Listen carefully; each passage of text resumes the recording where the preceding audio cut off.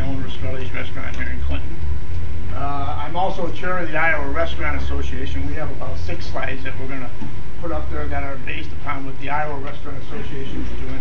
I'm also a member of the National Restaurant Association Board of Directors, and last September, a year ago, September, I had the opportunity to meet with Michelle, not personally, myself and 150 of her closest friends.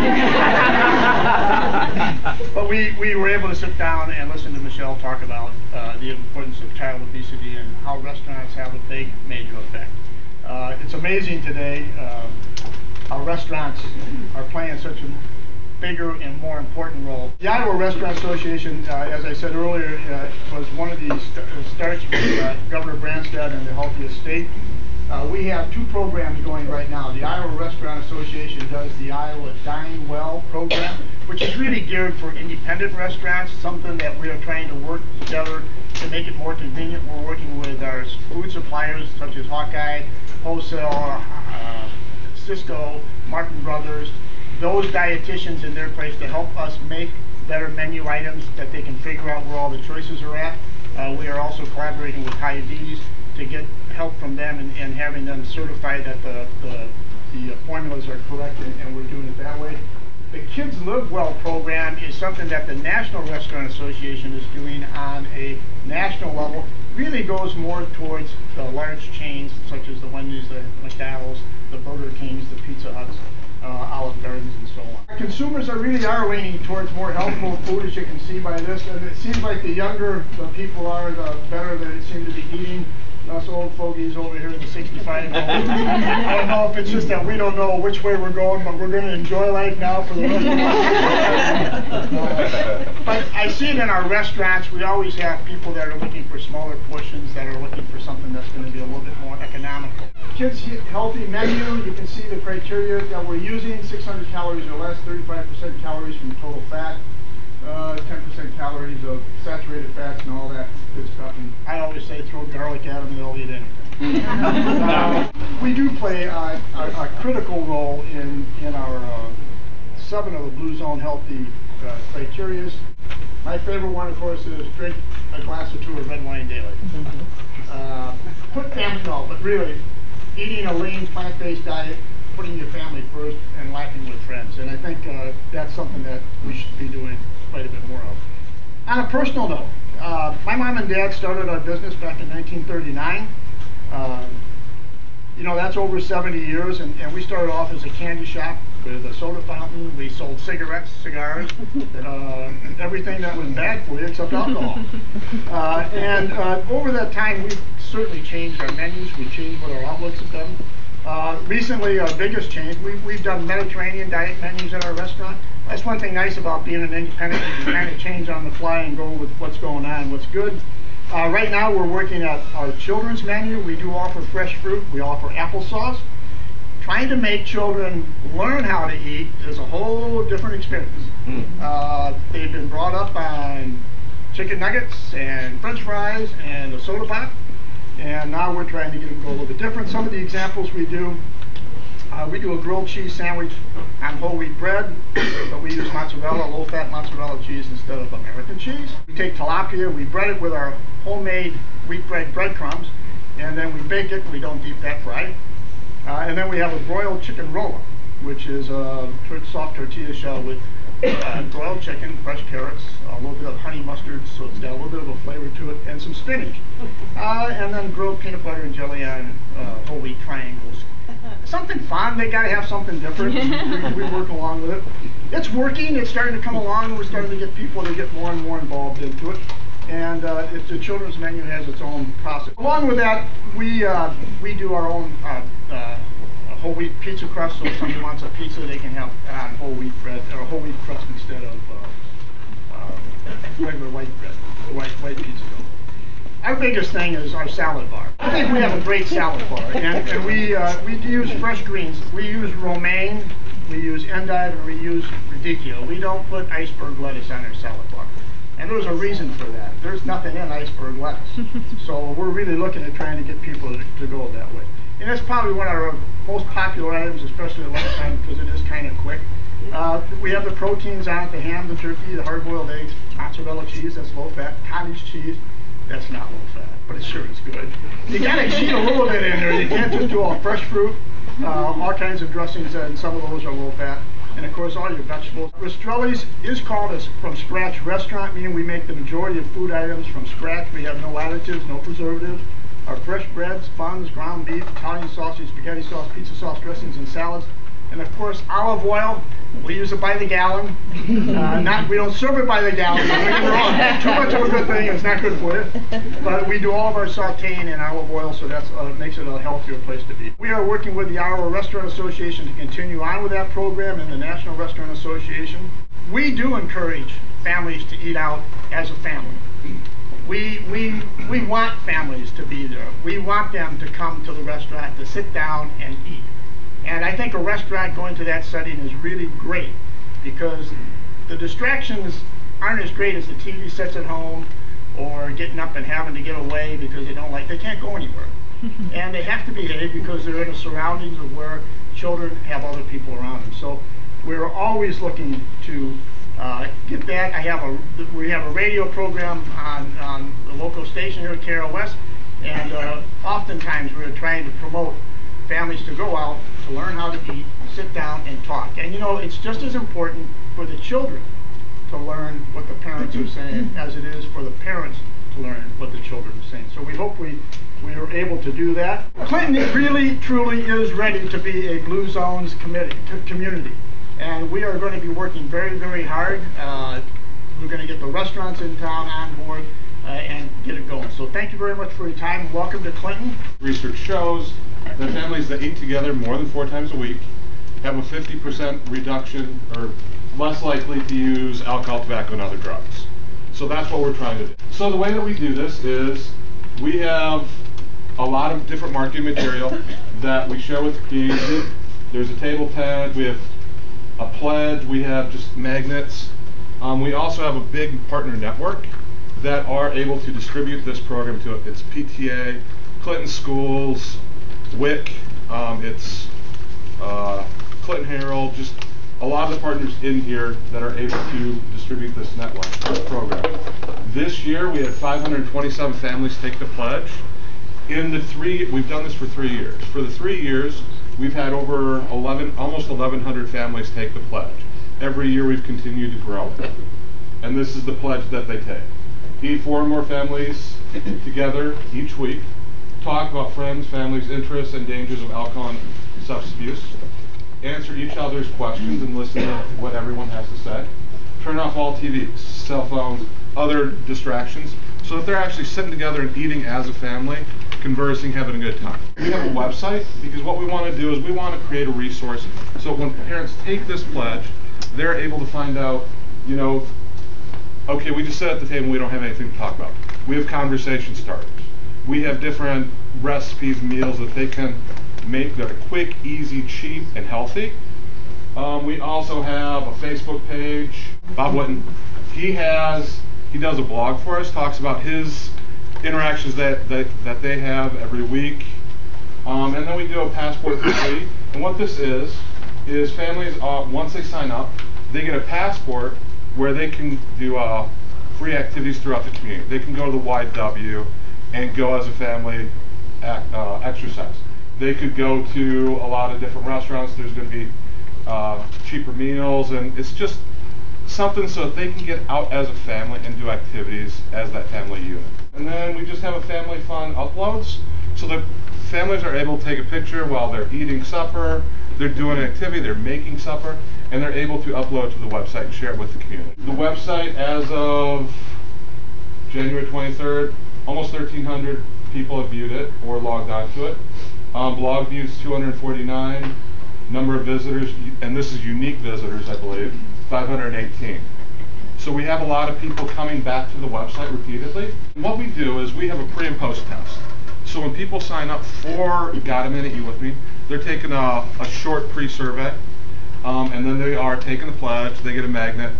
That's how we're sort of tracking them. And then at the end of it, we have collected their mailing address, we've collected contact information or an email address, and they're going to be completing the same survey so we can assess change. Have they eaten together as a family more often?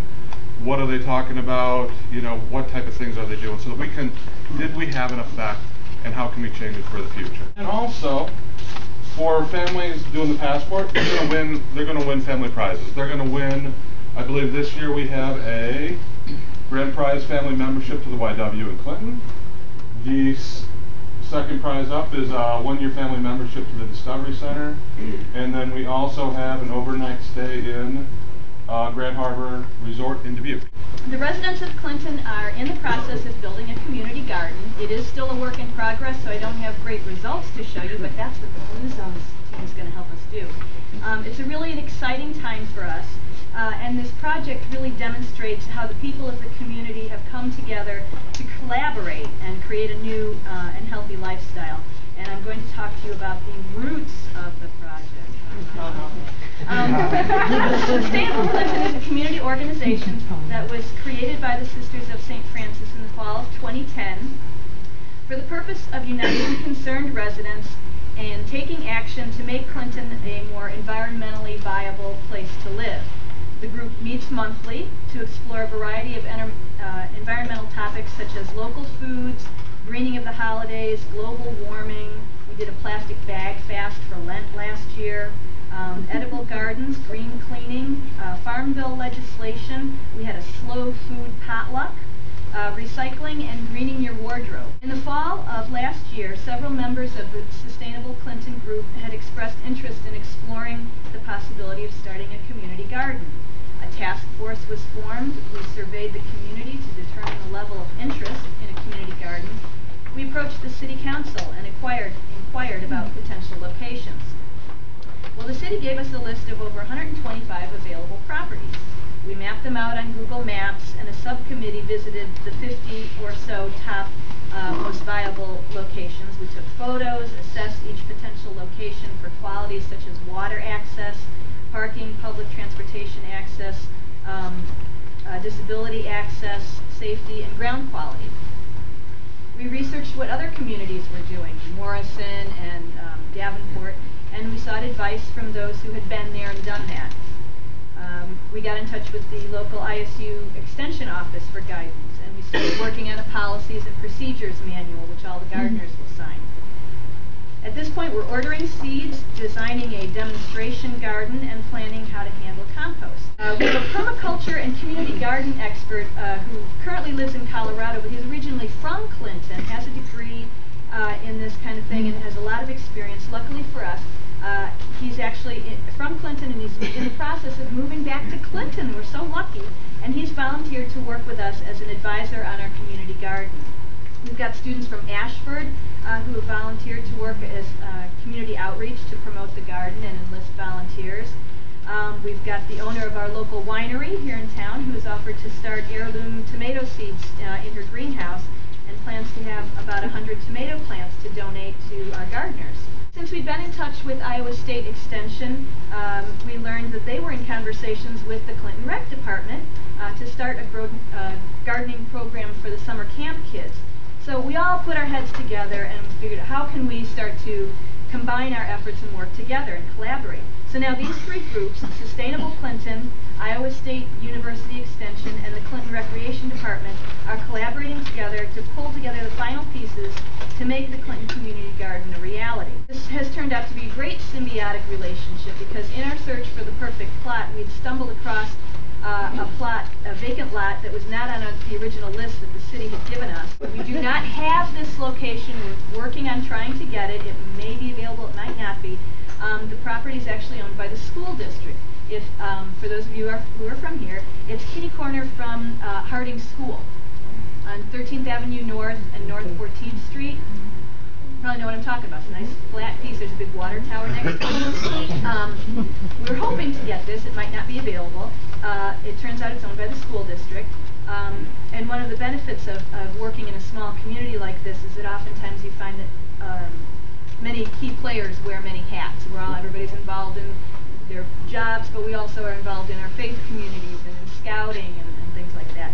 Well, it just so happens that the head of the city recreation department also happens to be on the school board, so we're hoping to use that. We're hoping to take advantage of the synergy to enable us to get permission to use this property. If all goes well, the plan is to open up registration for garden plots by later this month with a grand opening celebration of April 22nd, which is Earth Day, which we'll be doing hopefully in conjunction with the Green Team at Mercy Hospital, who's expressed interest in working with us for Earth Day. And so before you know it, this property will hopefully be full of happy, healthy, and productive gardeners.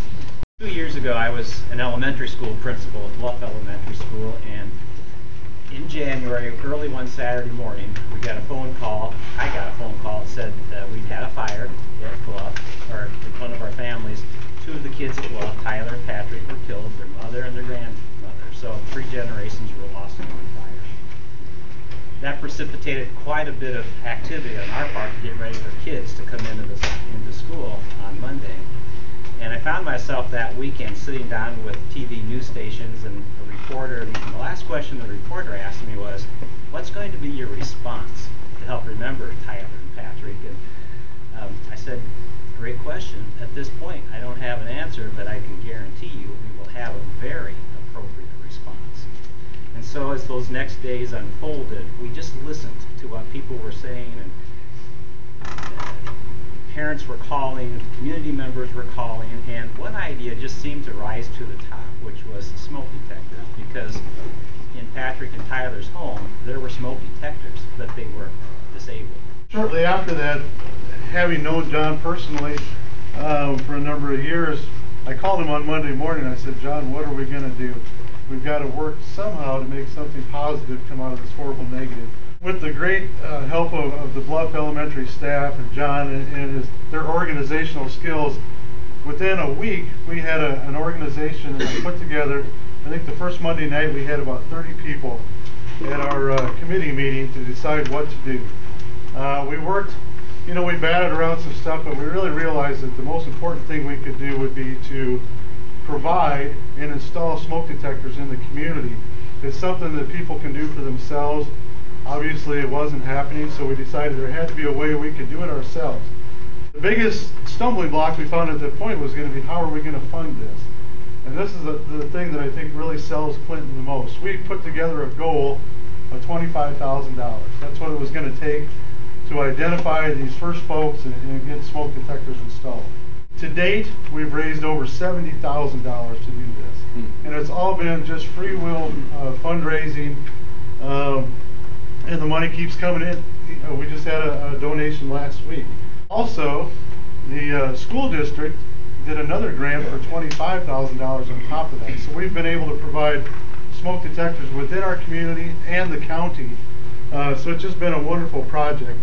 So far today we've done over 1,000 homes in Clinton.